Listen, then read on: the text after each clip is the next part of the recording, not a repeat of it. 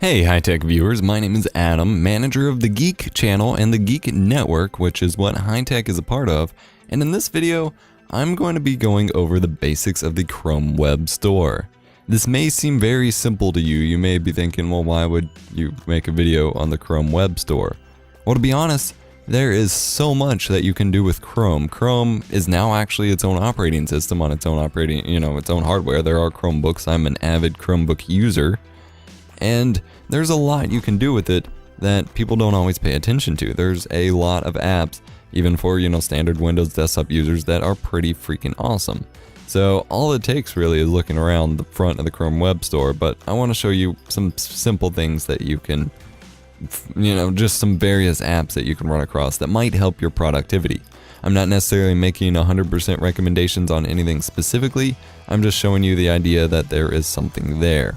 Now, starting out, you obviously have your basic extensions like Google Play Books, Kindle Fire Reader, and Google Hangouts, things that are already part of Google services, but you get Chrome special extensions for. But if you go to certain sections, like let's go to Run Your Business, you get a lot of interesting things. You get Assignments by Hootsuite, which is assigning tweets and Facebook messages to members within your organization if you use Hootsuite. Same thing with the Hootlet.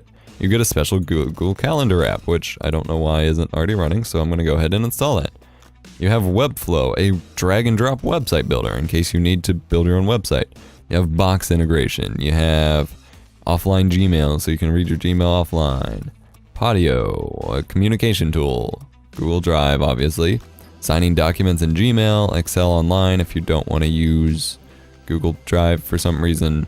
OneDrive integration, save to Google Drive. This is actually a really neat tool that they have to where you can just save a file from the internet to your Google Drive without having to manually add it.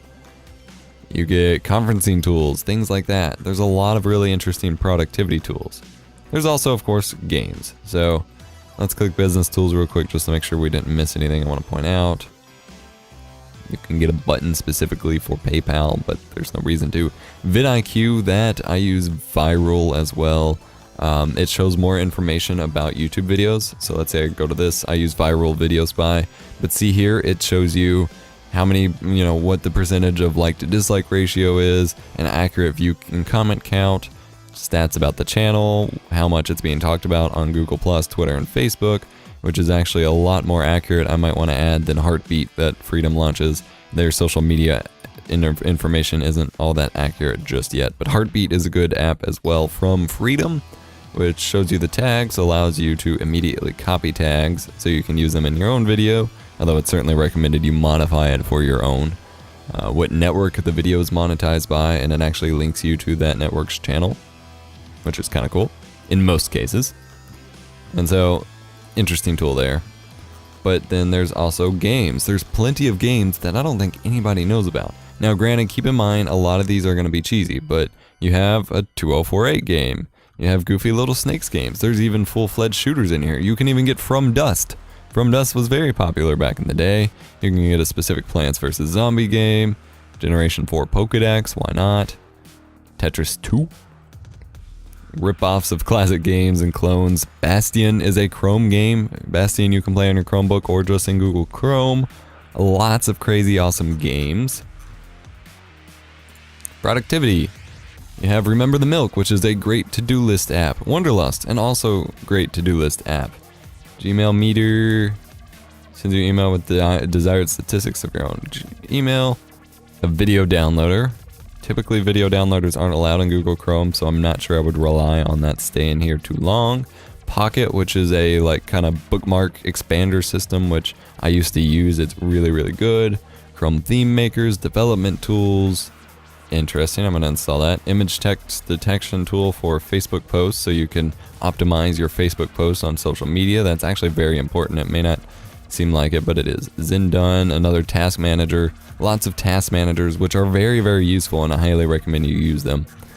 If we scroll over to social and communication, there's actually a Facebook Messenger app that I use, which I'm not going to show you because it's going to show you my chat, but it's not loading the icons here on this page for some reason. There we go. You have TweetDeck, which is kind of like Hootsuite. It's a dashboard for managing social media pages. So in social media communication, you can send texts from your computer through your Android phone. You have TweetDeck. You have social media hubs, Facebook News, Google Maps, photo mappers, Buffer, which is an auto-scheduling app platform for Twitter, Facebook, Google+, timeline covers for Facebook. You can get your IP address, things like that. If we go over here to utilities, we have more to-do lists, back-end stuff for Google Chrome. You can get timers, weather apps, not weathers, translators, rulers, things like that. Like, this is its own app store for like the phone or, you know, like Linux app stores, but within your web browser. And so it stays synced to your Chrome account, which is very useful. Entertainment, you have Instagram searches, video streams, radio streams, YouTube box office mode, so many things, SoundCloud app. In education, you can learn about the solar system. Picto for me, there's kids learning apps, there's Human Anatomy, Google Classroom, which helps teachers keep their classroom organized, things like that. AirParrot, which is screen mirroring, so you can help teach your grandma how to use the computer. Things like that. Chrome Web Store is amazing. If you haven't spent some time trying to find new apps for yourself, I highly recommend you do so. Every time I open it up, I find something new that I want to try to use. My Study Life, an online planner for students, teachers, and lecturers, etc. So let me know what your favorite app from the Chrome App Store is in the comment section down below. And otherwise, guys, thank you so much for watching. Subscribe to the High Tech channel, subscribe to Geek, and check out Geek if you're interested in a YouTube partnership, of course. And I will catch you in another video. Bye-bye.